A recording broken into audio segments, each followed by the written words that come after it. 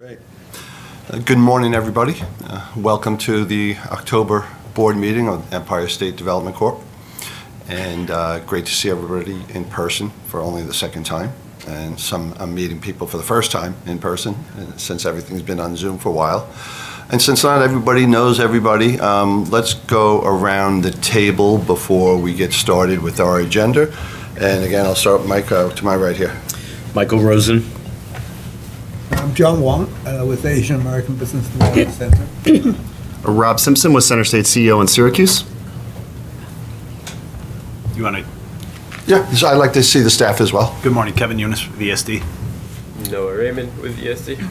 Arden Sokolow, ESD. Glendon McCleary, ESD. Wayman Trung, ESD. Matt Ray, Treasurer ESD. Kathleen Mize, ESD. Mayor Linda, Chief Financial Officer. Good morning. Lisa Hochheiser, Director of Compliance. Goldie Wexel, Acting General Counsel.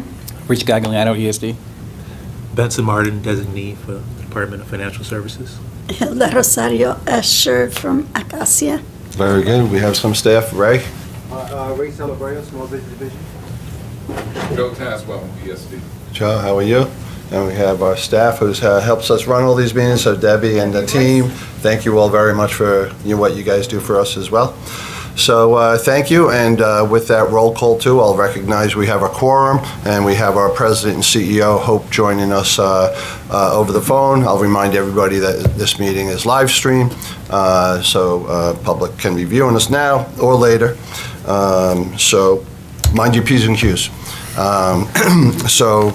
Again, welcome everybody. For any staff members who are also joining us remotely, please have your phones on mute until we need you to speak.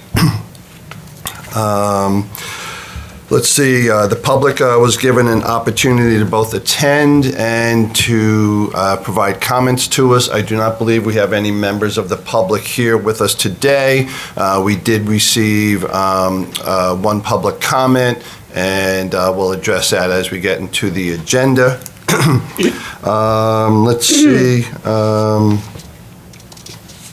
All the directors were provided all written materials, voluminous written materials ahead of time, and which we've had a chance to review.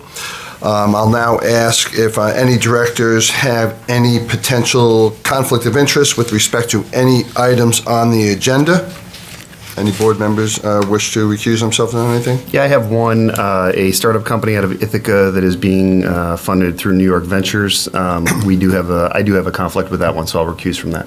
Very good. When we get to that item on the agenda, Rob, we'll note that, and thank you for that disclosure. Hearing no others, we'll continue on with the agenda. And our first item of business is the approval of minutes. We are now caught up. We have both the minutes from August 18th, 2022 and September 15th, 2022, which have been circulated. I will move them. Is there a second? Second. Second by Hilda. Are there any comments, revisions, additions? Hearing none. All in favor? Aye. Any opposed? The minutes are approved. Thank you. I'm now going to call on our great leader and president and CEO of ESD, Hope Knight, to make some president's report. Thank you, Kevin, and good morning, directors. I'm currently in Western New York for tonight's 43 North Awards, which is why I can't be with you in person this morning. The past month has been incredibly busy for the entire ESD team. Our Division of Minority and Women Business Development hosted the state's 12th annual MWBE Forum in Albany. As a part of the forum, Governor Hochul announced that our statewide MWBE utilization rate climbed to 30.64%, the highest in the nation. The governor also signed 3 pieces of legislation designed to strengthen the state's MWBE program. And earlier this week, Governor Hochul announced the launch of New York State's $150 million Workforce Development Grant Program. These grants will be administered by the Office of Strategic Workforce Development within ESD and are designed to meet New York's workforce needs, increase the capacity of workforce training providers, and position New Yorkers to fill high-quality in-demand jobs. The past month also saw one of the biggest economic development announcements in New York history. My honor to join Governor Hochul, Senator Schumer, fellow Director Rob Simpson, and several of my ESD colleagues for the announcement that Micron had chosen Central New York for its next chip fab complex. This project is nothing short of transformative. Micron will invest up to $100 billion over the next 20 years to establish a chip fab campus in Clay outside of Syracuse. This is the largest manufacturing project investment in New York State history. It will create 9,000 jobs, and the project is expected to create another 40,000 jobs associated with it. Once complete, Micron's complex will include the nation's largest clean room space, the equivalent of nearly 40 football fields. The numbers are staggering, and we're already seeing the effects. Onondaga County officials are already working on plans to accommodate the housing needs of these employees. SUNY schools and community colleges in the region throughout the state are exploring ways that new and existing programs can meet Micron's workforce needs. Micron's decision was an endorsement of New York State and much of the work that we do here at ESD. This was truly a team effort between the New York State, the federal government, and the county and local leadership. And it was a team of people at ESD across different divisions and offices led by Kevin Eunice, who helped make this possible. And I want to now turn this over to Kevin because I'd like for him to acknowledge the folks who are involved in this project. All right. Thank you, Hope. Good morning. Kevin Eunice with Empire State Development. I just, if you can indulge me for 1 minute, I have kind of a long list. Kev, take a few minutes because you and the team did an amazing job, so take it whatever time you need. Thank you. Thank you. Obviously, none of this happens by itself. It's been, for some of us, our entire careers working towards a project like this, and to do it in such what I think of as a holistic way with the advancement of the Green Chips bill by Governor Hochul in the spring, which emphasizes community investment for these type of projects and sustainability. It's not just economic development, it's community development, it's sustainable. It's an amazing project with an amazing partner. So, but none of it happens with any one person. There's so many folks that are part of this. So I asked for folks, everybody to give me a list of people who have been involved in the project. So I just want to say their names and give them some recognition here. Sure. First of all, the team at Micron, I'm not going to name names here, but great team, really a pleasure to work with, and so proud of having their trust. I got to thank Governor Hochul and Hope Knight for their trust and confidence, those without which we wouldn't have got here. It's been such a long journey, and to have their support and trust was amazing, and I really appreciate it. I want to start with, in no particular order, just reading through a list of names of the folks who've been involved in this. I want to first start off with a former colleague, Kevin Hansen, who's no longer here. He left a couple weeks ago, but after we signed the agreement, Kevin has been amazing for many years, working as a friend and partner. Amanda Mays, who's also leaving us soon, but just I couldn't have done the last several months without her. Allison Kabir, who was so instrumental in the drafting of the Green Chips, Brad Austin in InterGov, the team in economics and research, Chris Christopher, Stephanie Kidzior, George Lapointe, Gavin Milray, Wachuda Pollock, Vince Revashir, my partner Gladys Simpson, who has tolerated me quite well for quite a long time. Thank you. And the legal team, Goldie Wexel and her team have just been amazing throughout this entire project, as they are with every project, but special shout out to Steve Golick, Jillian Kringle, and Tom Regan. The marketing and media services team led by Rich. Thank you, Rich, Mark Hamilton, Nicole Crozier, and Rich Machung for all of the amazing work that your team did. Public affairs, Matt, if I don't know if Matt's here, but Matt Gordon, Kristen DeVoe, long group list of folks here, Maura Bailey, Megan Rooney. Emily Majtowski, Adam Matrowski, Ilea Eckhart, Jeff Januszewski. Jeff's been with ESD for 40 years-ish, and clearly this is a capstone for Jeff. Thanks to Jeff for all of his wisdom and guidance. Allison Argus, Sharon Edwards, Mark Reynolds, our semiconductor guru, and Jennifer Waters from the tax incentives team, Benny DiBiase, Greg Mailman, Asha Middleton, Paul Tron alone for just all the input in so many different ways on community benefits and in any number of ways. To my colleague at DOL, Department of Labor, Scott Melvin, who was there to help us in so many ways the last few months. NYSERDA team led by Doreen Harris, Jamie Dickerson, Kevin Hale, Senator Schumer's office, my good friend and the amazing John Cardinal, Joe Nemi, the Onondaga County IDA folks, Bob Petrovich and Nate Stevens, NYPA. I know this is a long list, so I'm sorry, but listen, it was an amazing job, so keep on doing it. Take your time. NYPA, Keith Hayes, and Richard Smith, thank you. My dear friend here on my left, Rob, who was there and has been a leader in Central New York for a very long time. We couldn't have done this. Just so much fun and learned a lot. Norris Blaine and the entire Center State team. I also just want to thank my wife, Erin, and and daughter, Eleanor. All of the guilt is internal.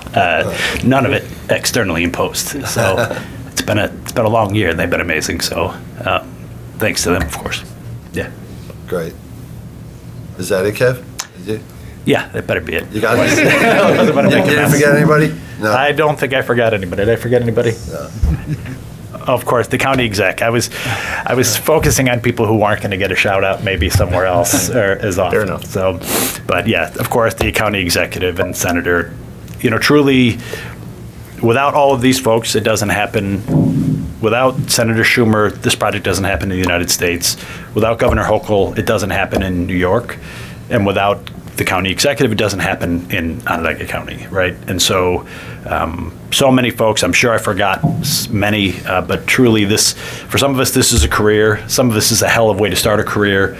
But it's exciting. I'm from Syracuse, so it's truly, it's as you can tell, it touches my heart and it means a lot to me, so. Well, Kevin, thanks. Congratulations to everybody you mentioned. Of course, Governor Hochul and to Hope, but every big play always has a quarterback, and we know you were a quarterback in this. With sincerity on behalf of all the board members and really the entire state, because this is a statewide success story. Happens to be in the Syracuse area, but this is just great news for the entire state. So thank you. And congratulations to you for everything you did. And I think we should give Kevin and the team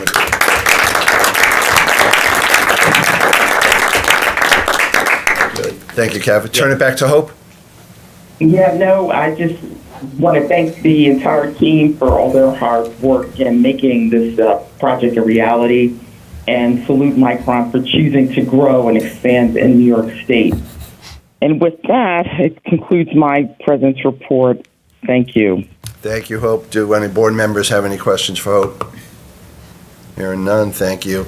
On a smaller scale, but just as exciting, I had the opportunity to be with Governor Hochul on Long Island for a really neat economic development announcement too, at the Feinstein Institute, the research arm of Northwell, which is New York State's largest employer, and it was for a bioelectronics medicine expansion of labs there, and really exciting, something that is going to really be like state-of-the-art healthcare in the future, bioelectronics medicine. It even sounds cool, but it is cool.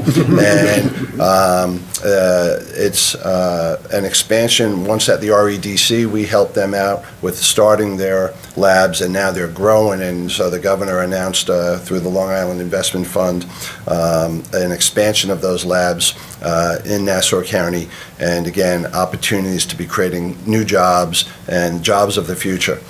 So it's exciting. Governor Hochul is making great news throughout the state when it comes to economic development, and ESD is always right in the middle of it. So it's great to be a part of all that great news as we try to, grow our economy here. So thank you for that.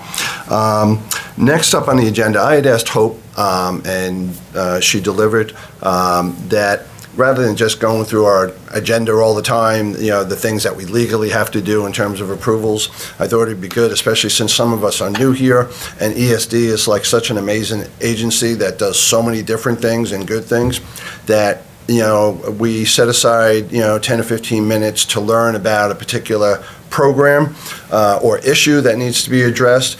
So it not only educates the board, but that we get a better flavor of the professionalism of the staff and the team here at ESD. And so, the first item that Hope is putting on the agenda here is we're going to hear from Rich Gagliano, and he's our Senior VP of Marketing, to present an update on the I Love New York and the tourism marketing programs here. And so I think Rich is going to have a presentation. We'll have an opportunity for questions from the board members after that. Well, good morning, everyone. Good morning, directors. Thank you again for allowing me to be the first of these monthly overviews. So bear with me on the format. I try to keep it as brief as possible, but as informative as possible. Feel free to jump in with questions as I go through this. If I'm going too long, speed me up, play me off, or feel free to ask questions as we go. I don't have to say much about this. I Love New York. The I Love New York logo is one of the state's most well-known and valuable assets. It is an asset. Sometimes people lose sight of that. Although this was created in the 70s as part of the economic redevelopment of New York City to help them through those financial crises back then, it's come to stand for much more than that. It still will always have a connection to New York City, obviously, from Dwayne Reed bags and coffee cups, but we try to go much, much, much beyond that. We spent decades trying to go beyond that. We work very closely with New York City and Company, which is New York City's tourism promotion agency. So we work in lockstep with them to make sure all the work that we do at the state level is complementary and supports what they do. But to be clear that the I Love New York logo stands for New York State tourism. New York City is obviously a big part of that, but it's not just New York City. So we spent a lot of time, a lot of resources, again, over the past decades to make sure that that stands for more than just New York City. In terms of the importance of the tourism industry, again, a lot of topics these days are polarizing, but I think there's one topic that everyone would agree on, that tourism is just a key driver in the state. These are just some high-level numbers. Again, you'll see they're from fiscal year 1920, pre-COVID. We'll get into more of that in a second. But before COVID, the tourism industry was responsible for close to 1 million jobs, over 243 million total visits to the state, 65 billion plus in direct spend, and over 114 billion in total economic impact. And these are big numbers, and it's just important to never lose sight of the fact that tourism is an industry as much as manufacturing is, or biotech. I don't want to say people don't think of tourism as an industry, but since as residents and consumers, we interact with it on a day-to-day basis, and hopefully it's fun, you lose sight of the fact that it is a key business driver of the state. So it's a really, really, really important and vital piece of the overall state economy. So just diving a little bit closer into some of those performance numbers. What this first chart shows is the growth that we've made over the past approximate decade. So you'll see of those key drivers, huge growth numbers over the past 10 years. 28% increase over the past decade in visitors, 41% increase in direct spending, 51% increase in overall economic impact, and 33% increase in employment. I should say, I meant to mention this earlier, in terms of employment, I believe tourism is the third largest employer in the state. So again, just important to keep those facts in mind. So huge growth. Again, that growth happened through lots of thoughtful, strategic funding support, marketing efforts. It didn't happen on its own. But then in the year of COVID, I won't dwell on that. We all know, the effects that COVID had on the state overall.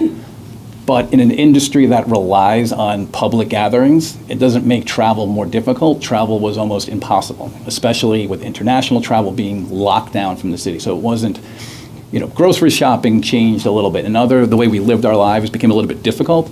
Traveling was just, you couldn't do it. Businesses were closed, hotels were shut. It just was tough. So as you can see, the losses that, we're seeing during that year were pretty significant. But just to point out, this is state overall. When you break it down by region, it varied a bit. New York City was hit the hardest, and they're still sort of, dragging things in terms of international opened up this year as opposed to last year. New York City is a key driver of all these numbers, but certain regions, Adirondacks, we had problems of overcrowding. People were staying more local. People were looking for things to do, go to parks that were open. So what we saw was a lot of people who never hiked before, well, I'll try that hike. I'll put some Tevas on and just walk up there with bags of garbage, not realizing there's not bathrooms up there, and a 4-mile uphill hike is kind of hard. So, and there's not a lot of parking. So we were working with Parks Department and the local regions to make sure that we were sort of load balancing our marketing. And in the year of COVID, since most of these businesses were closed, we scaled back significantly on our marketing investment in terms of dollars. We went more towards unpaid, organic. We wanted to keep the brand top of mind and make sure that we were ready to go when things opened up again, but without spending marketing dollars inefficiently. We did some research also. We saw what a lot of other states and cities were doing, and it didn't really fit our needs. For example, Vegas had ads running during COVID saying, we're still here, we're ready for you when you come back. And we were thinking, do we need to do something to keep in the competitive voice? And we did research, and what our research showed was that while consumers couldn't travel, their consideration and their perceptions of New York State and traveling overall stayed where it was, if not increased. People wanted to go. The question was, when would they be ready to go? So, and they also didn't look at COVID as a New York specific or a tourism specific problem. It was just a worldwide global problem. So when things were off, when things were open and ready to go again, people were ready to travel. So we saved a lot of marketing dollars during that period. Like I said, did more organic work, and we geared up for the big comeback. Luckily, a year later, the vaccines were out, businesses started to open up again, and the first year back, we've made some significant inroads in terms of getting back to those peaks. Still not quite there yet.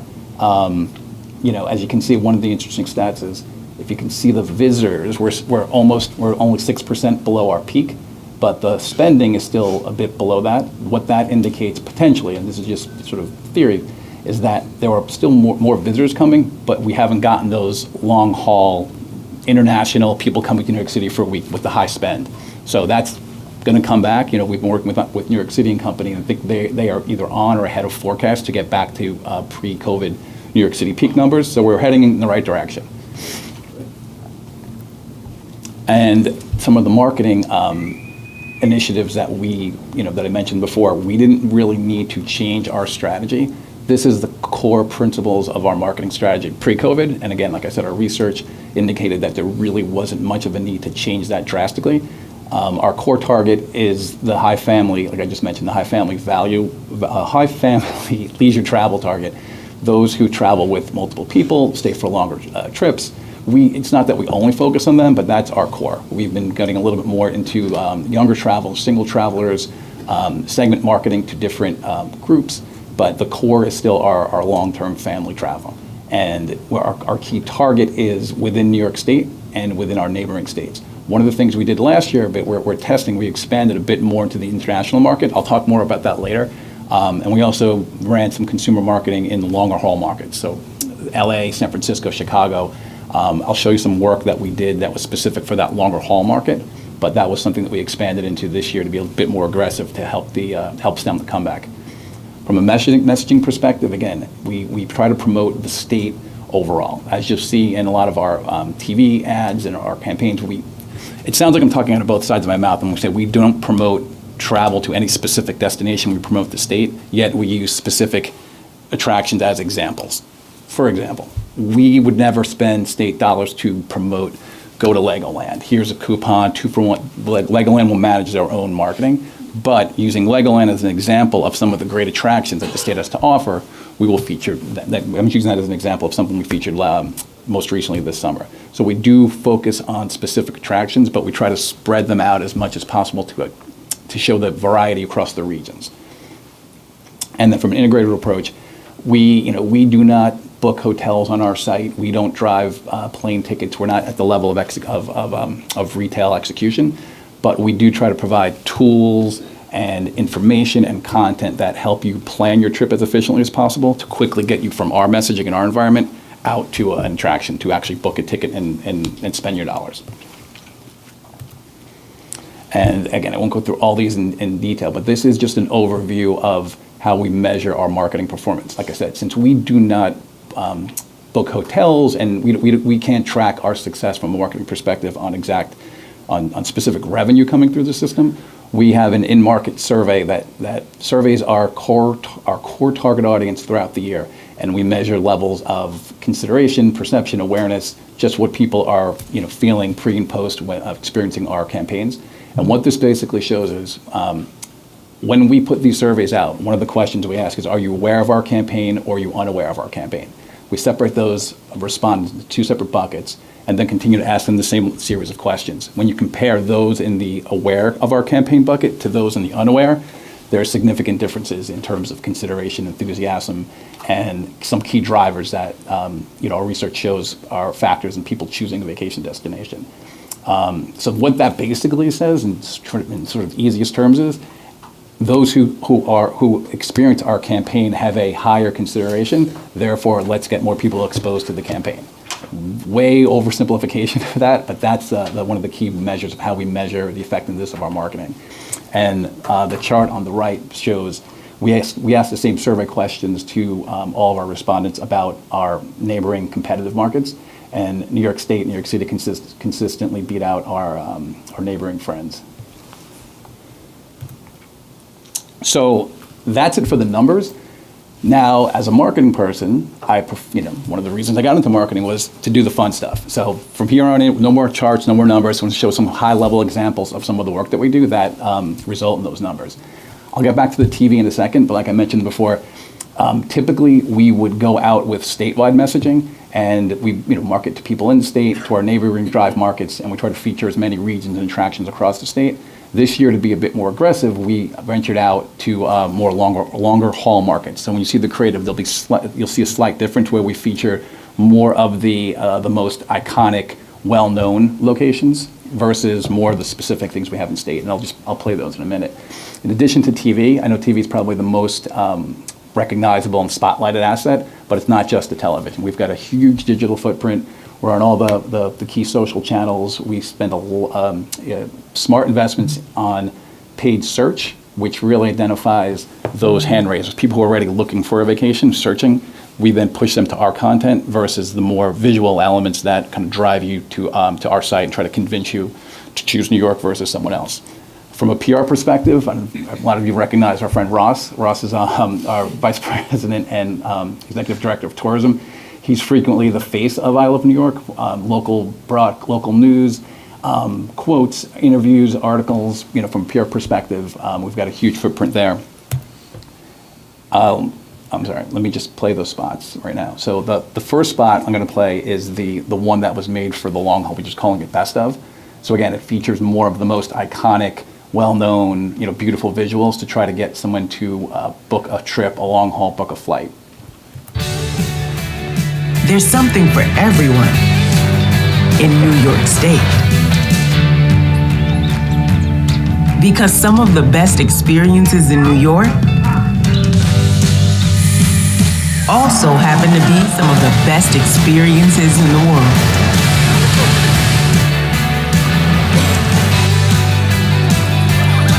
Plan your New York State summer vacation at iloveny.com/summer.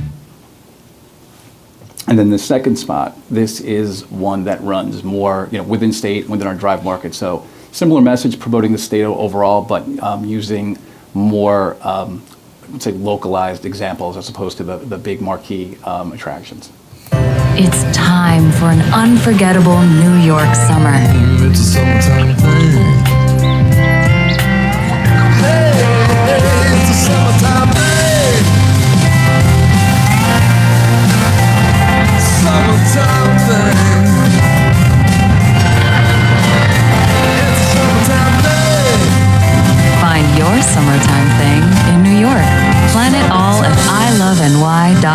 jetboats.com/summer. So unfortunately, I have not experienced all of these yet, but I need to get up to the jet boats sometime soon. Real quick, from a digital perspective, again, obviously, ilovenewyork.com, our social footprint, digital promotions, the website is really the sort of centerpiece of all we talk about. The commercials do a good job of getting you, interested and piquing your interest, but then we drive you to the site where you've got the deep content on all the regions, all the different attractions, blog pages, 7 million people visit a year. I think that's a 60% increase from the year before. On social, we're on all the key channels. I don't know how many of you in this room are on TikTok. I'm learning about it myself, but we are on TikTok this year, so ask your kids to follow us. And we do a series of digital promotions each year too.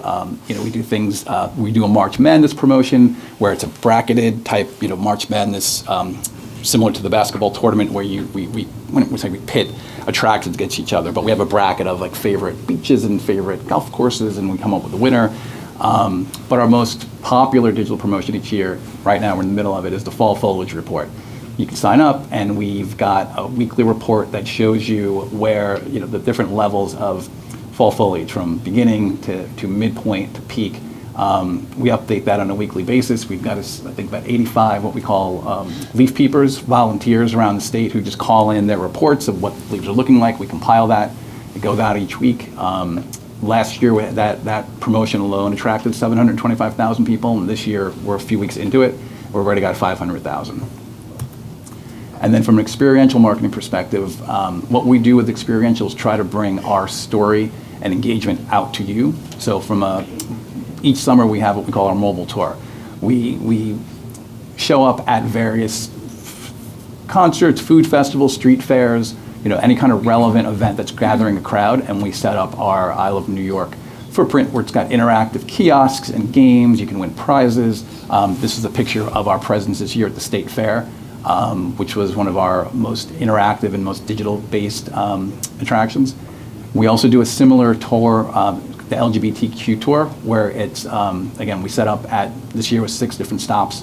That's a picture, I think, from the Buffalo one, where you could get your aura read. I don't know. People were lined up to engage with it. I think the governor actually did it at one of the stops.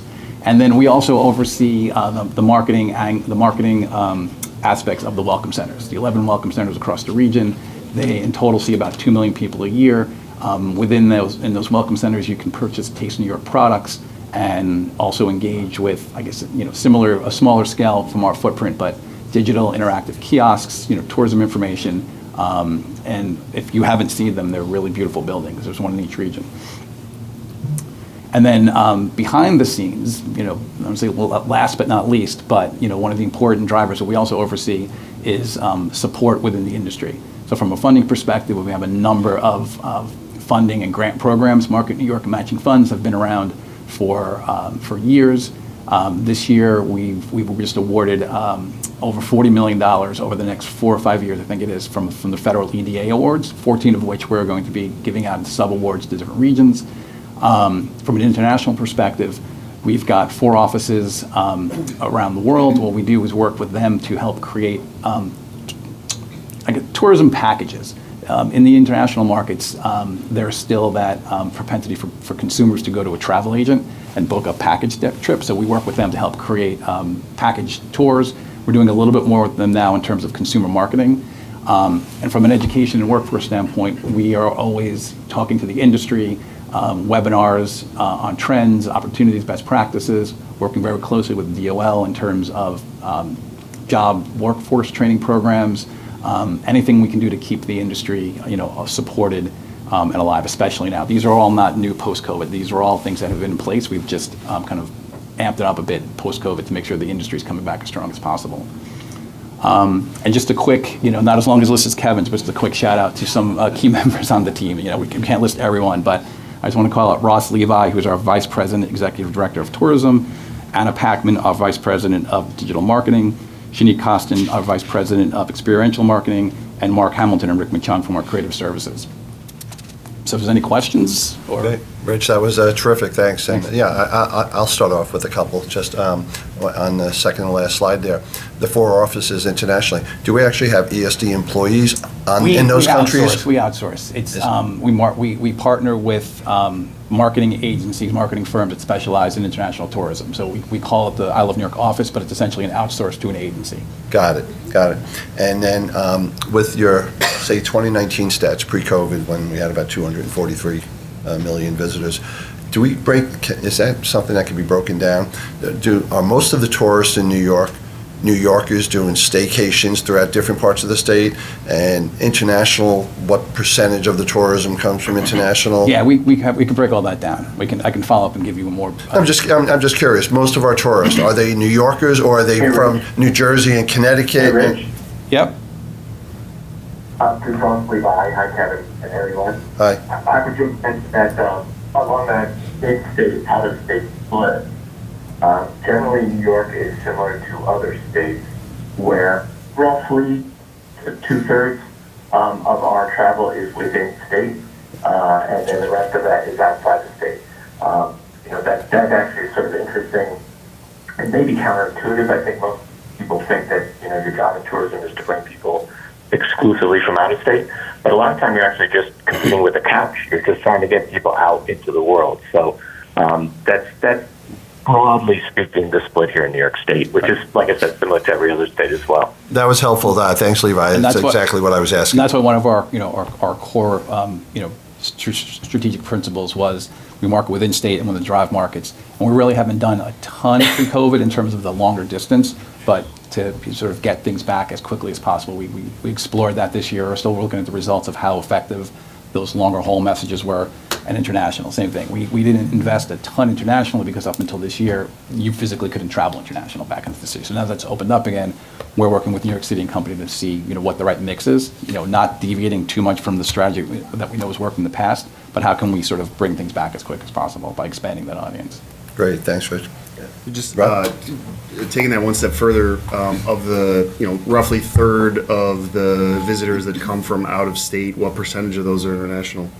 A larger proportion of the out of state visitation is the international travel. Yeah, there's a lot. I don't know the percent. Ross, do you know the exact percentage of international versus domestic? It's actually I don't know the actual percentage. It's on the small side, but it's actually about 1/3 of the tourist spend. So even though the number of visitors is small, the international is so important because 1/3 of the economic development, the money that is spent by tourism, comes from international. So it's a really important market for us. Right, and that's where you can see probably in the return of visitors, there's not a lot of the international return, hence the bigger gap in revenue coming in. So makes sense. That's the thing. We get that family of 5 coming in from UK for 10 days in New York City. That's a lot more than a weekend camping. So great. Thank you. Any other board members have any questions for Rich? Well, Every time that someone asks me, where are you from? I say, I'm from New York. Immediately they think that it's New York City. They said, no, I'm from Rochester. Oh, where is that? So do you have local offices in the different cities? we work closely, as I Love New York, we work closely with the different regions and counties, and all the different regions and counties have what we call TPAs, tourism promotion agencies, and we work with them very closely. They work with us, whether it's grant support or I said before, the industry support, but we work very closely with all those regions. Because that's the point. Is to go beyond New York City, not to ignore New York City, especially now post-COVID when they need as much help as possible, but to let everyone know New York is not just New York City. And it's a good problem to have that New York tourism does not rely on one type of activity. It's not just about outdoors. It's not just about culture. It's got all those things. It's got the best. We got the Baseball Hall of Fame. Festivals. We got festivals in Rochester. We got the Lilac Festival. You're all invited. People come from all over. don't you have tulips too? Yes. I've been to the Tulip Festival of that. Okay. So you're all invited. Come to Rochester.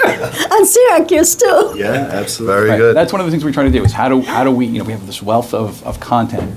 how do we best serve it up to people? Because there's a lot of things out there that people may not know about. You know, everything from a small, a flower festival all the way up to Niagara Falls and everything in between. So how do we best target people, use our marketing dollars as efficiently and wisely as possible, all resulting in someone, whether it's a long weekend or a 15-day trip across the state. Yeah. Great. Thank you. Thanks.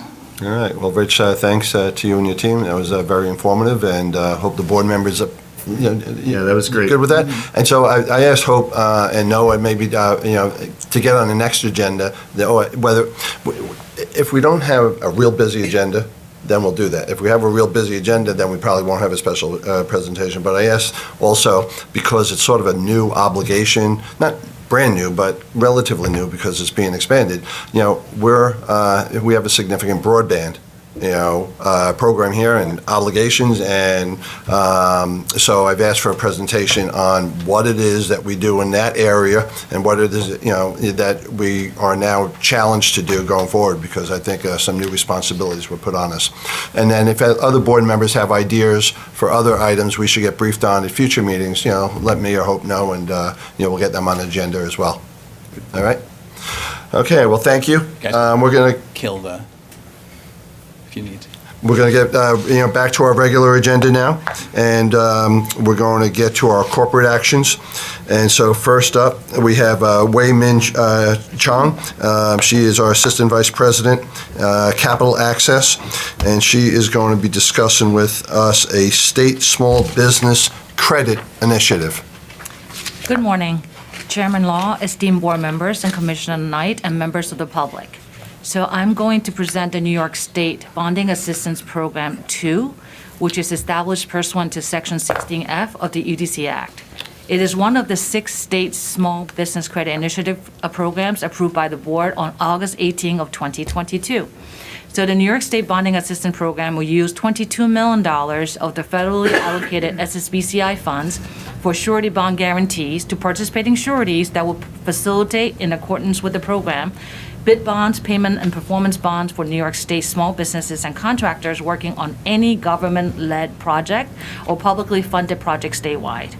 The program is an expansion of another program that we had for the last 10 years. The program will provide guarantees of up to 30% or a maximum of $600,000, whichever is less, on the bond line or individual contract bid bonds and payment performance bonds. The New York State Bonding Assistance Program was the first in the nation surety bond assistance program, funded with SSBCI funds, launched in 2012. Since then, the state has secured 47 bonding limit capacity totaling $100 million to New York State contractors performing on New York State agency and New York City agency-led projects statewide, leveraging the initial $10 million of allocation. To date, the program has only a loss of less than 1% of the total portfolio. 75% of all bonding capacity went to support minority and women-owned businesses. The average aggregate bonding line capacity has approximately been $2 million, which allows for bonding to be provided to support bidding and execution of more than one job at a time for contractors. And the average guarantee provided to contractors is $423,000. The director are asked to find findings and determinations pursuant to Section 10G of the Act and authorize the implementation administration of the New York State Bonding Assistance Program 2 and authorize ESD to enter into agreements with surety companies for the funding of guarantees for small business surety bonds and to authorize the taking of all related action necessary to appropriate and effectuate the foregoing program. Thank you. If you have any questions, I'm happy to answer. Wei Min, thank you very much. So essentially here we have federal dollars coming in. It's being ESDs and using those monies to help shore up the credit of small businesses to help them access capital. It's accessing particularly contractor surety bonds, not capital directly, but a bonding that is provided by a third-party surety bond company. So sort of like an enhanced insurance for projects. So when project goes bust, there is the third party that steps in to help. To step in. Yeah. Very good. All right. It sounds good.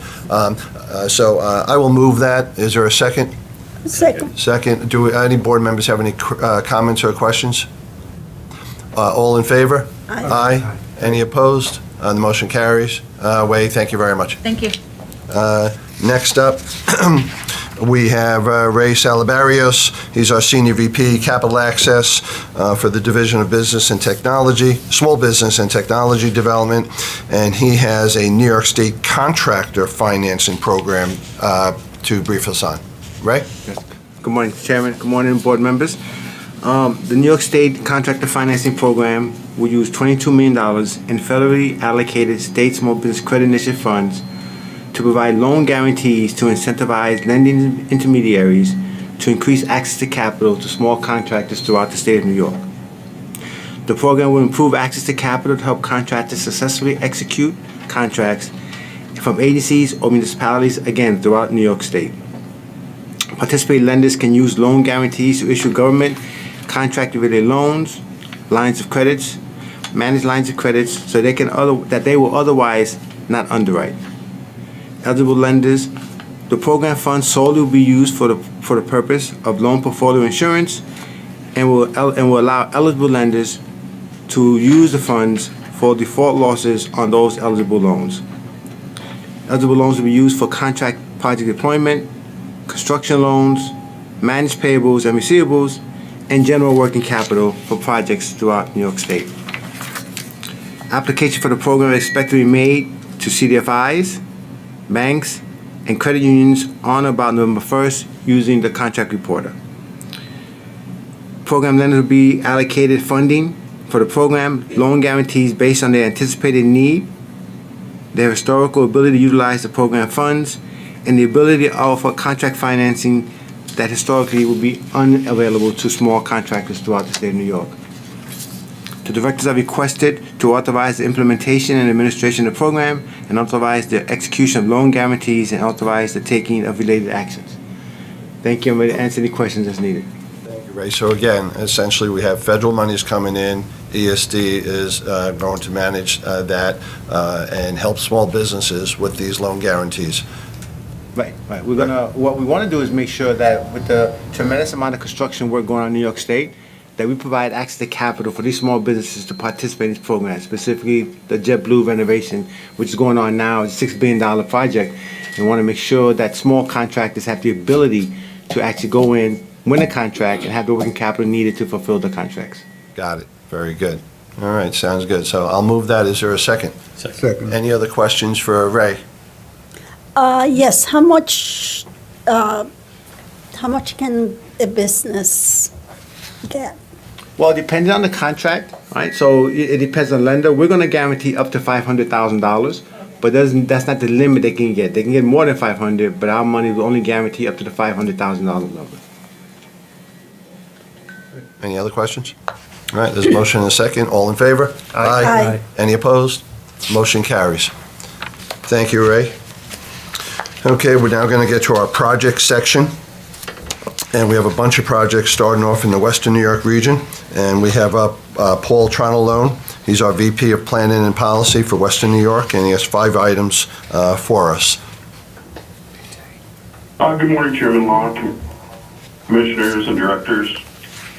As I said, 5 items for your consideration today. The first of them involves the adoption of an amended general project plan and an additional grant of $2,211,500 to the Buffalo Niagara Freedom Station Coalition, a not-for-profit organization that owns the National Register listed Michigan Street Baptist Church, the city's oldest African-American church and one of the anchor institutions in the Michigan Street African-American Heritage Corridor.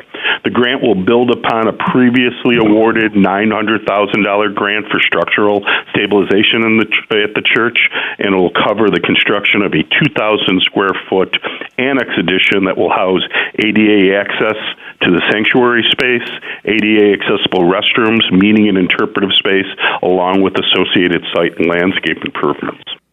The second item is for a mixed-use historic restoration project immediately adjacent to the Michigan Street Baptist Church at 163-173 Broadway in East Buffalo. Directors are asked to adopt a general project plan and provide a grant of $450,000 to Michigan Broadway LLC towards a roughly $5.8 million restoration of the commercial block there.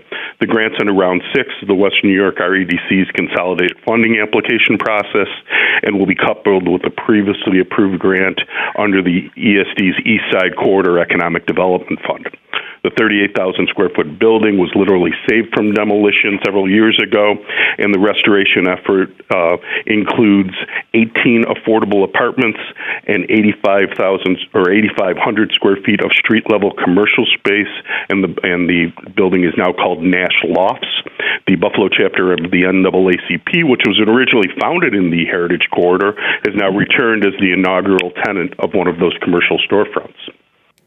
Third item, for the directors are asked to approve a working capital grant of $5 million to the Edison Welding Institute, or EWI, which collaborated with ESD to create and operated what's called Buffalo Manufacturing Works, which is the sister tenant of the Northland Workforce Training Center at 683 Northland Avenue in East Buffalo.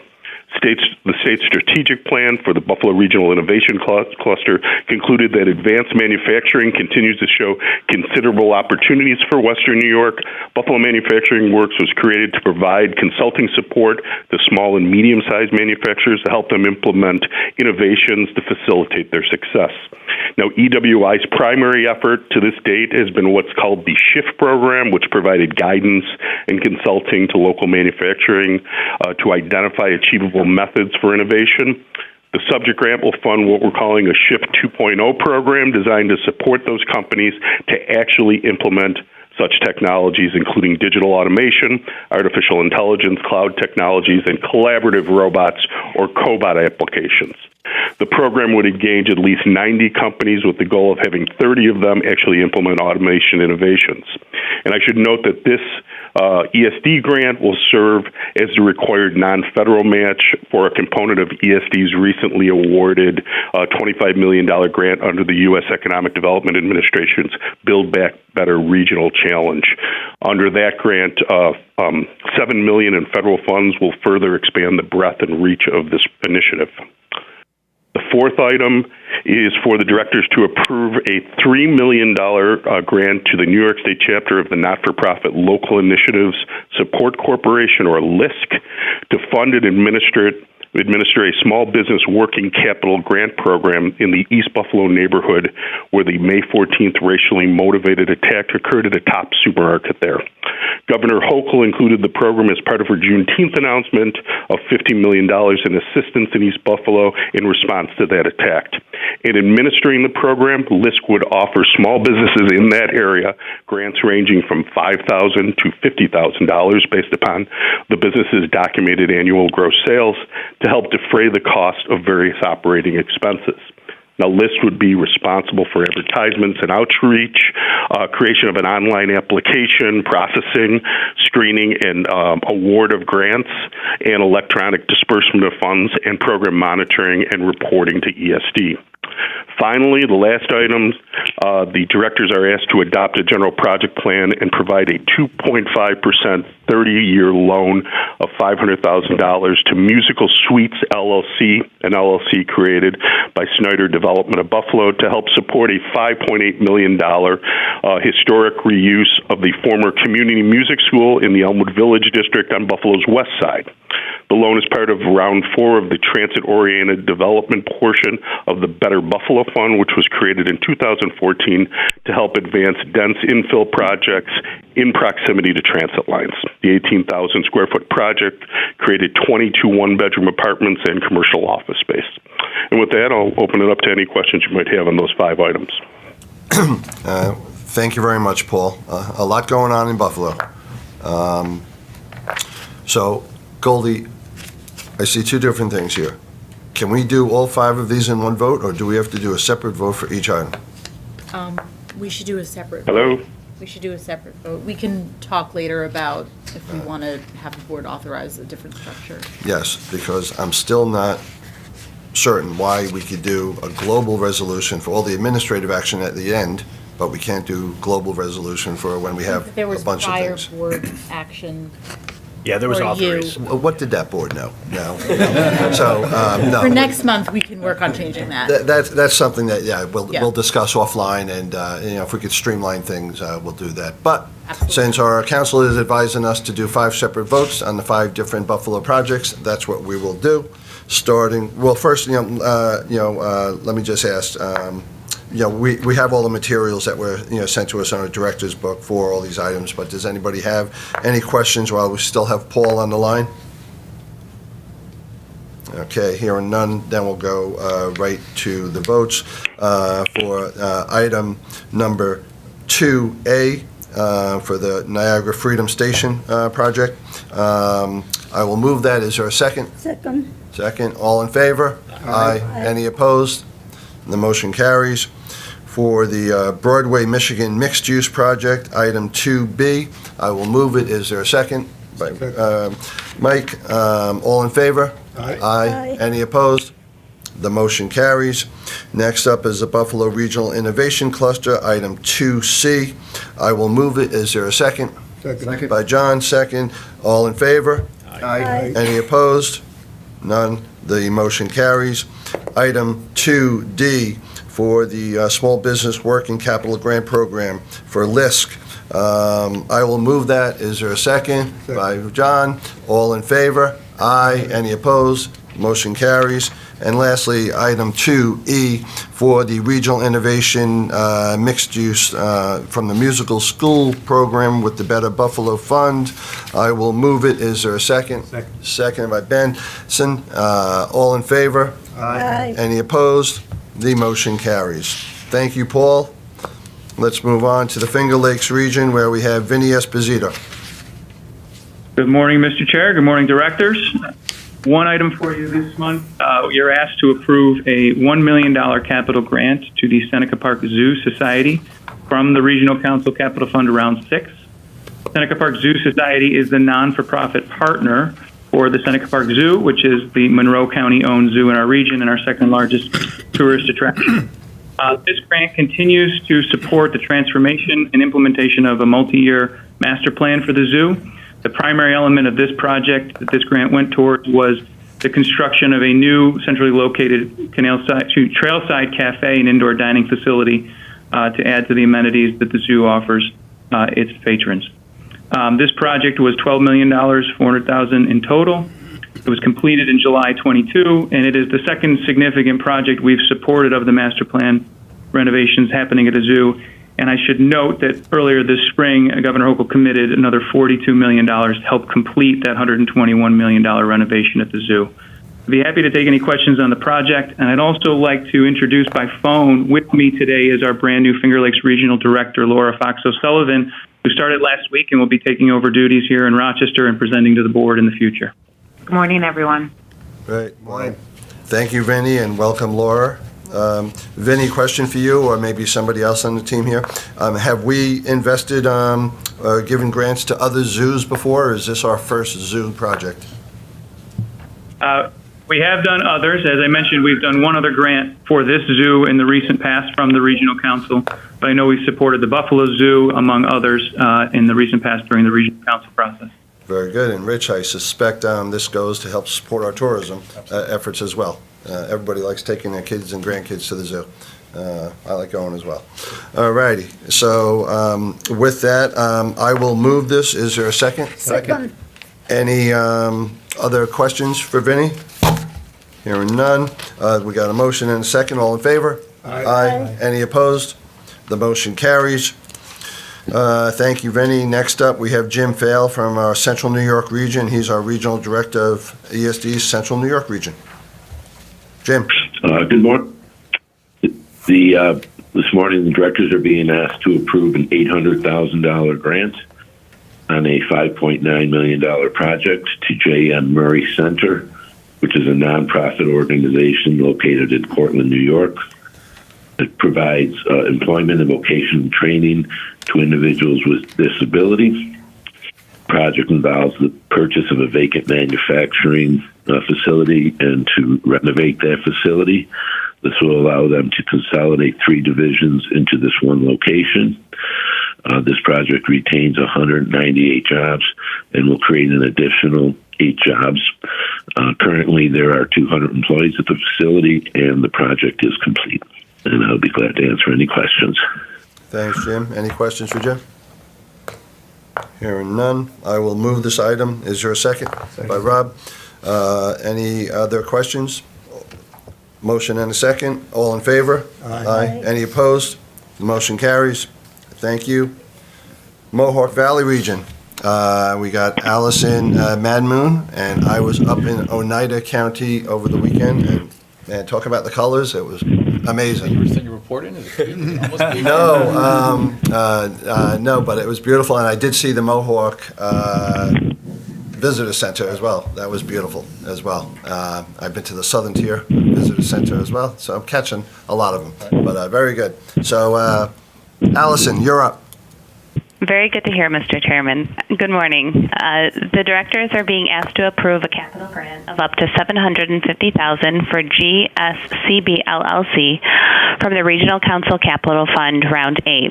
The grant supports a portion of the cost for construction and renovation of a 92,000 square foot historic structure that was once home to a cotton factory that employed hundreds of people in the early 1900s. This building has been sitting vacant for a number of years and is located in Utica's Central Business District across from the new MBHS Downtown Hospital. The renovations include approximately 70,000 square feet of residential space with 64 market rate units and 22,000 square feet of commercial space. The developer is currently in negotiations with a coffee shop, and a deli is located there as well. The project is consistent with the Mohawk Valley Regional Economic Development Council's strategy for downtown redevelopment. The CFA capital grant of $750,000 is 7% of the total project cost of $10,497,570. The project was completed in August of 2022, and I'd be happy to take any questions. Great. Allison, I have a question for you. The grant that we're given, does that go for just the commercial aspects of this project, or does any of it go for the housing part of the project? Just the commercial. Got it. And I understand from prior briefings that we don't use ESD monies for housing here.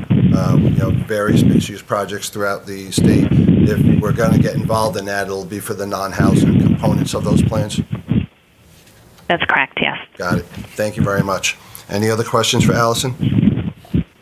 I will move it. Is there a second? So by Mike, second. All in favor? Aye. Any opposed? The motion carries. Thank you, Allison. We'll move down to the Southern Tier with Omar Sanders, our Director of Intergovernmental Affairs in ESD's Southern Tier region. Good morning, board members.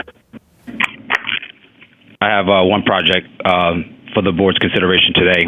This is a request to support renovations, facility upgrades, and the acquisition of machinery and equipment for the Raymond Corporation. The Raymond Corporation is a leading global provider of material handling products and intralogistic solutions that optimize operations using automation technologies. This renovation project includes 5 facilities at the project location in Green, New York, one of which is an employment development and wellness center. ESD assistance will allow the corporation to increase its productivity in manufacturing electronic forklift trucks and associated technology services. In 2019, the corporation received an incentive offer in the amount of $2 million through the Upstate Revitalization Initiative and Excelsior program. Total capital investments for the project is approximately $45 million, and the Raymond Corporation invested approximately $44.5 million in its own equity into the project. For the grant portion, the project will retain 1,387 full-time permanent employees and create 100 net new jobs. The Excelsior Award for this project will retain 1,387 jobs and create 75 jobs over 5 years. The company has already exceeded its job commitment, having created 531 new full-time jobs. This aligns with the Southern Tier RDC strategy that aims to prioritize advanced manufacturing as a key tradable sector in order to grow the regional economy. The company has completed the project as outlined in the agreed-upon project scope. Thank you for your consideration. I'm happy to take any questions at this time. Omar, over 1,000 employees. It sounds pretty large. Are these guys, is Raymond Corp one of the largest employers in the Southern Tier region? Not so much in the entire Southern Tier region, but within that area, which is Shenango County, they are definitely one of the larger employers in that area of the region. Got it. Yeah, sounds like it is. Well, thank you. Any questions for Omar? All right, I'll move this item. Is there a second? Second. By John. All in favor? Aye. Any opposed? Motion carries. Thank you, Omar. Let's move into the New York City region with Joe Taswell, our Regional Director for ESD here in New York City. Thank you, Mr. Chairman, and good morning.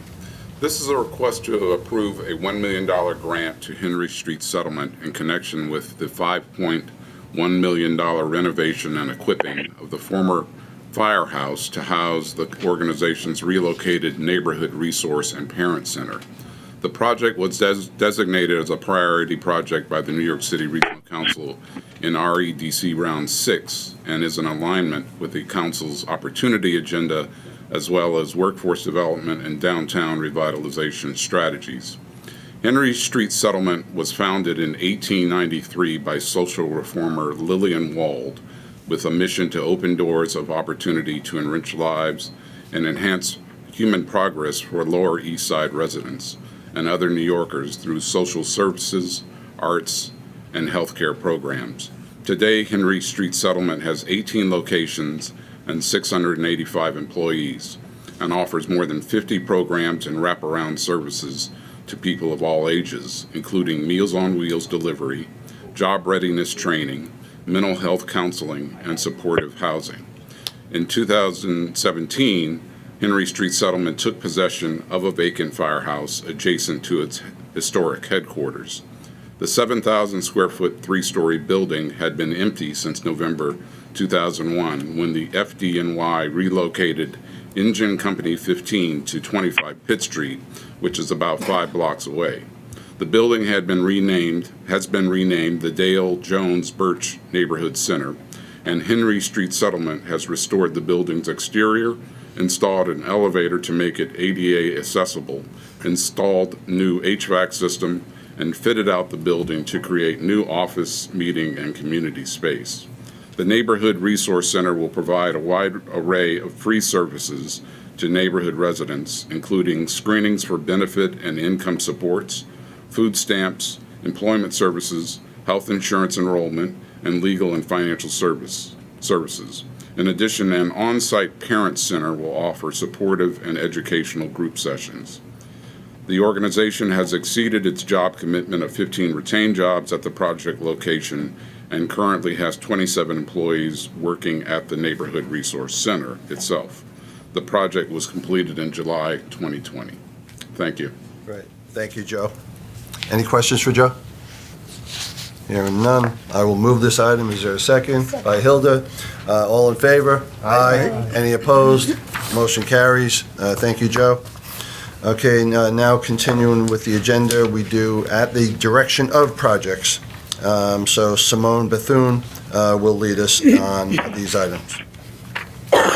Thank you, and good morning to everyone. As a reminder, at the direction of grants, refer to the commitments listed in the New York State budget that enhance the state's communities through cultural, educational, research and development, and civic organizations. These projects originate from the governor or the New York State Assembly or Senate, and ESD is named to administer the funding. ESD does not select the recipients of funding. Today we are requesting board approval for a $670,000 local assistance award made available to the Research Foundation for SUNY Stony Brook University in the New York State budget fiscal year 2021-2022 at the direction of State Assemblyman Stephen C. Engelbright of the 4th District of the New York Assembly.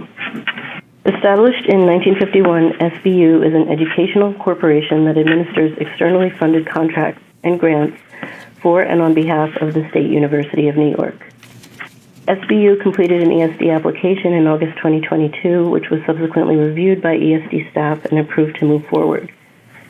Funding provided under this grant will support activities related to maintaining National Cancer Institute, NCI, designation for the Stony Brook Cancer Center.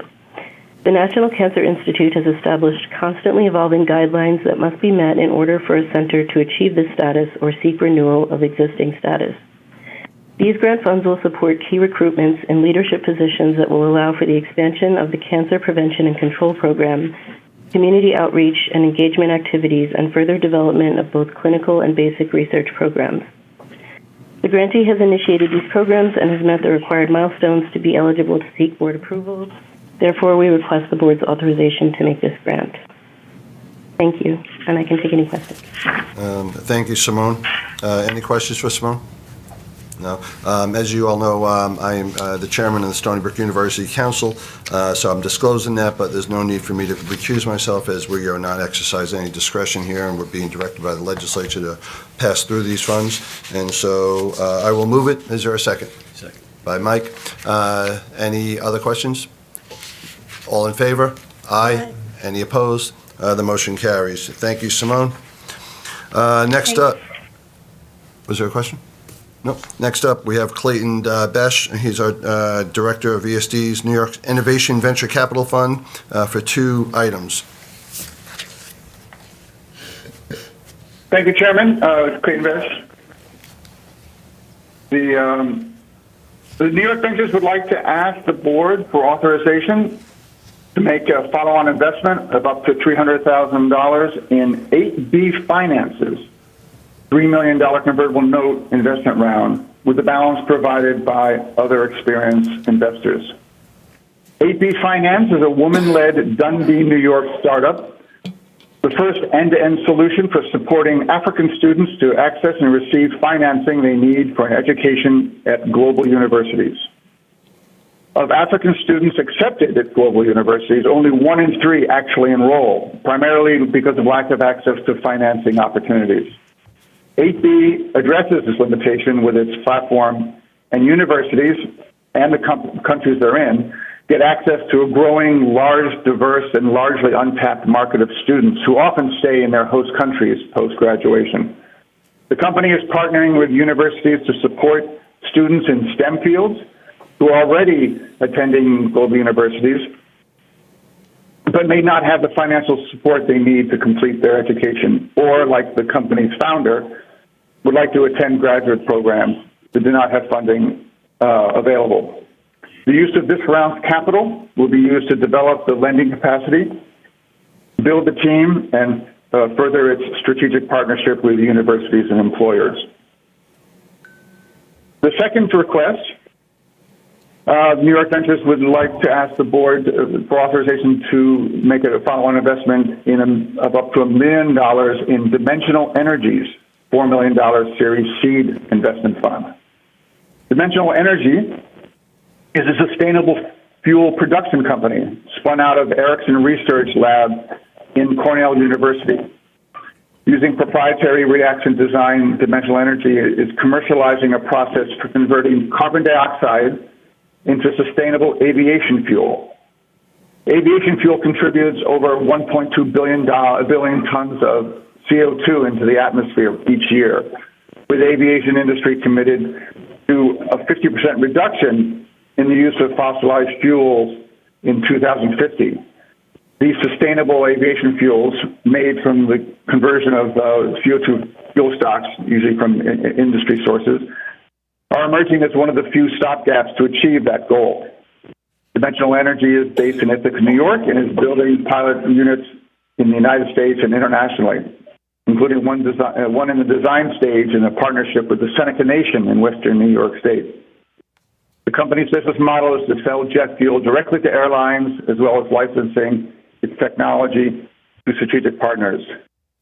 The use of this capital round is to be used to increase the team, build new demonstration plants, and complete R&D projects. As part of the due diligence process, the New York Ventures staff and the External Investment Advisory Committee evaluated the company's business plan and its growth prospects, as well as the terms of the investments outlined in Schedule A. As a result of that analysis, the fund staff and IAC both agree that the market opportunity and growth potential offered by these New York State companies warrant an investment, and we recommend its approval. Are there any questions? Thank you. Any questions for Clay? All right. Thank you, Clay. We'll note Rob Simpson's recusal on the first item for 8B Finance, Inc. I will move that item. Is there a second? By Michael. All in favor? Aye. Any opposed? No. And let the record reflect Rob's abstention. Item number 2, Dimensional Energy, Inc. Any questions for Clay on that? I will move it. Is there a second? Second. Second by Hilda. All in favor? Aye. Any opposed? The motion carries. Thank you, Clay. Thank you. All right, and last up is all of our administrative action items, and I think Goldie Wexel, our acting general counsel, will be presenting them. Thank you. Sure. Thank you, Chair Law. Good morning, directors. As a reminder, in order to help streamline our board meetings, we previously implemented an oral summary presentation process in connection with the administrative actions section of our agenda. And as noted by the chair, we will also take a look for future meetings and see if there are further steps we can take, additional steps we can take to streamline meetings. For now, focusing on the administrative actions, you have all received a full set of written descriptive materials for each of these items in your board materials. Rather than having individual oral presentations made on each, I will provide a brief summary of the items. At the conclusion of the summary, we will then entertain any comments or questions the directors may have. As noted, we did receive a public comment on items 5D and 5E, which was provided to the directors. The summaries that we have, which I will go into shortly, address the questions that were raised in the comment. Following my presentation and any questions, the chair will then call for a motion to approve the entire slate of administrative actions, items 5A through 5F. The administrative action items submitted for your consideration today and for which you have received written materials are summarized as follows. First, 5A, which is a Buffalo waterfront item. The directors are asked to approve the amendment of a relicensing settlement agreement with the New York Power Authority to accelerate NYPA payments to the Erie Canal Harbor Development Corporation. The accelerated funds will be used to support a number of ECHDC efforts and projects, including the Buffalo River Walk feasibility study, gateway building construction, bell slip enhancements, and substantial reconstruction of Wilkson Point. Next, 5B, is the Highline Moynihan Connector Civic Project. This item relates to the Highline Moynihan Connector Civic Project. The directors are being asked to approve entering into a maintenance and operation agreement for the Highline Moynihan Connector Bridge, which ESD will take ownership of when construction is complete in summer 2023. As detailed in the board materials, ESD staff has negotiated the terms of a proposed maintenance agreement with Friends of the Highline, the nonprofit that has maintained and operated the existing Highline on behalf of New York City since the park's inception in 2009. FHL is also an equity partner in construction of the Connector Bridge, contributing 1/5 of the total $50 million construction budget. FHL is well regarded for its work in managing the Highline, and it will be able to seamlessly and efficiently perform nearly identical work on the connector. If the directors approve this item, approval will also be required from the New York State Comptroller's Office. 5C is an item related to the Connect All office. With the director's approval, the Connect All office will extend its contract with HR&A Advisors, Inc. to amend the term, scope of work, and to increase the dollar amount. The contract has since been granted a no-cost extension through November 30th, 2022. The original contract term was July 5th, 2022 through September 24th, 2022, with an amount not to exceed $249,999. The requested contract amended term is through March 31st, 2023, with an amount not to exceed $500,000. Next up is 5D, authorization to amend a contract with the law offices of Donald Tobias for legal services and take related actions. The directors are requested to authorize the amendment of the existing contract with the law offices of Donald J. Tobias. The law offices of Donald J. Tobias provide legal services for litigation and workout matters related to ESD's loan and grant portfolio, such as loan modifications, loan defaults, grant amendments, and recapture of grant funds. As with any lender or grant-making institution with a large portfolio, circumstances arise that require a workout to modify the terms and conditions of assistance or the enforcement of ESD's legal rights in the event of default. Additionally, legal expertise is necessary to proactively assure that ESD loan and grant documents properly secure the public fund. This was one of the items for which we got a comment asking what specific types of litigation and workout matters are being covered here, as well as the board materials had noted that there was an increase and need for more services due to COVID, and there was a question about why COVID had resulted in that increase. And so, the answer is, in terms of litigation matters that this office assists with, it primarily is in connection with our loan and grants program, and in situations where a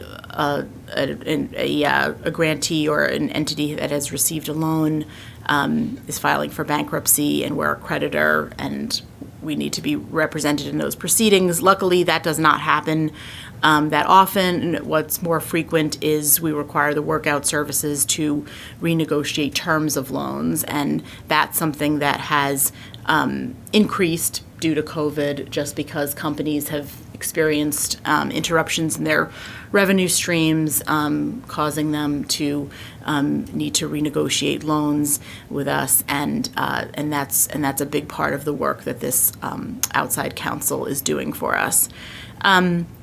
The law offices of Donald Tobias provide specialized legal expertise in these areas. The amendments would extend the contract for an additional 3 years and increase the contract amount by an additional $250,000. The contract is paid for with corporate and borrower funds. Item 5E relates to the Pennsylvania Station Area Civic and Land Use Improvement Project. It's authorization, again, to amend a legal services contract with Bryant Cave Leighton Pazerner. Regarding the corporation's Penn Station Area Civic and Land Use Improvement Project with Brian Cave for legal services regarding land use and environmental issues, the directors are requested to authorize the amendment of the contract to extend the contract term through July 31st, 2025, and to increase the contract amount by $1 million for an aggregate contract amount of $2,450,000 plus out-of-pocket costs.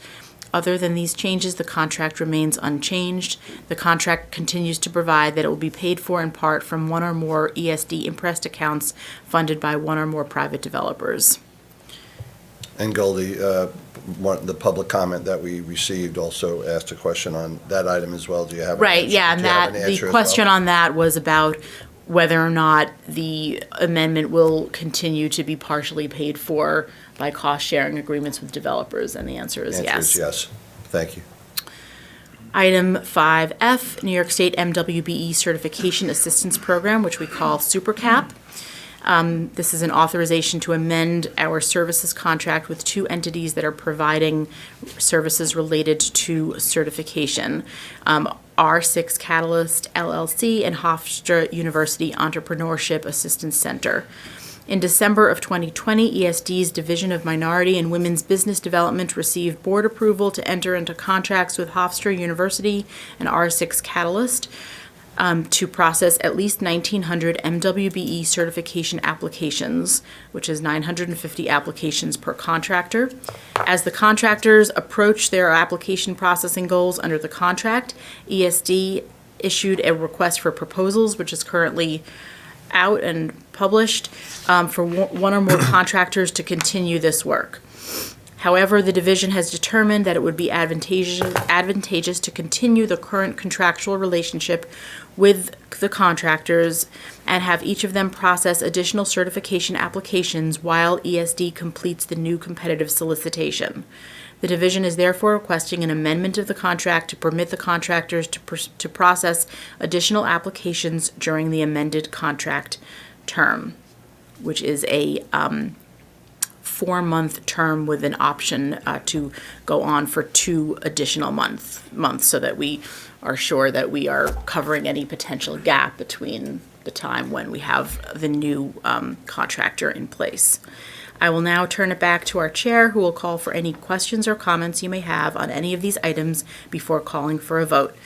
We also have item-related staff on the line today as well to take any questions. Thank you. Great. Thank you, Goldie. And thank you for, we may not be able to do every time we get comments, especially if we get hundreds of them. But I think it shows we're being open and transparent. If we get a comment, we try to address it at the board meeting, so thank you for addressing the public comment that we got. Any comments or questions for Goldie? Yeah. Goldie, just to be sure that I understand, so we are contracting out with Hofstra University to review the certifications, MWB certifications. Is that because we have too many and we can do it here, or?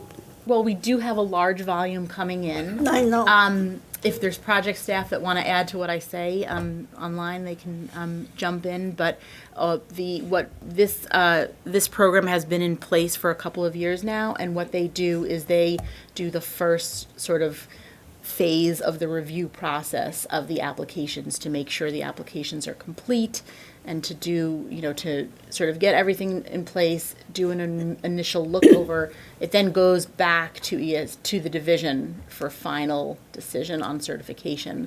But this helps us get through a larger number of applications. Okay. So if I was submitting an application, for example, it would not come here, it would go to the university. It would first come here, and then certain of them, I don't know if it's all, no, and I don't know if you have more insight or if there's anyone else. I'm here. Oh, perfect.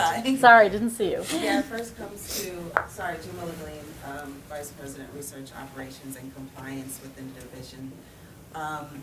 It first comes to the division, and then it is shared with those partners. And how long does it take for them to give it back to you? It Do you have depends on the an complexity of the applications. We have many that can be done in less than a month, but it's also dependent on the accuracy of the workers and the complexity. So many of the ones that are with companies that are have holding companies or are more complex than just a sole proprietorship makes it longer. How long are we taking now to certify a business? Again, it depends. It really depends on the type of business and the information that they provide. What's the average? I don't have an average number. Okay. But we do have a backlog, and Governor Hochul in her budget put resources in our budget for ESD to hire people to address that backlog. Isn't that correct? Yes, absolutely. Part of Yes, it, and this is- the RFP that is part of that effort. The RFP that Goldie presented is part of that effort. The SuperCap partners have been with us for a few years, but a lot of the process is the back and forth. We get an application, it's missing documents, and so they help us make sure that when it comes back to the division, the applications are complete for more expedient. But we are absolutely bringing on more resources because it has become the volume is substantial, and the review process is rigorous. Thank you. Right. Okay, any other questions? All right, here we're allowed to do one global umbrella type of resolution, so I will move it. Is there a second? Second. By everybody. All in favor? Aye. Any opposed? The motion carries. Do any board members have any other business they'd like to raise at this point in time? Hearing none. Motion to adjourn. Second by Benson. All in favor? Aye. Motion is adjourned. Thank you, staff, for another great job and your professionalism, and to Debbie and her team for getting us all the paperwork before the meeting. So have a nice weekend. We'll see you in November. We have a November meeting. We'll see you in November. It's on Thanksgiving this year, right? Thanks. No.